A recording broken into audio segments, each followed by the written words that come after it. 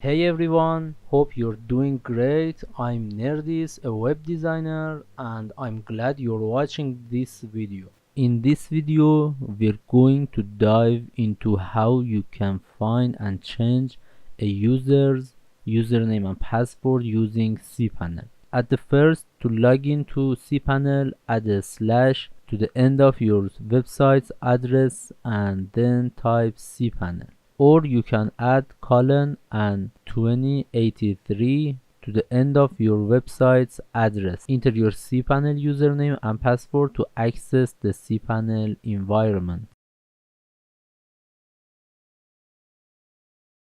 Log into cPanel.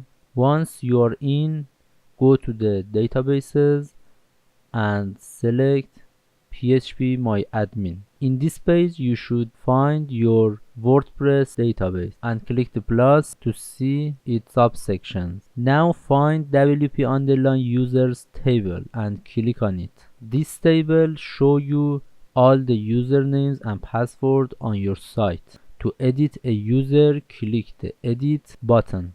To change the username, modify this section, and for the password you should modify this section. You can delete the password and type your new password here. When you change your password, select MD5 from the option on the left.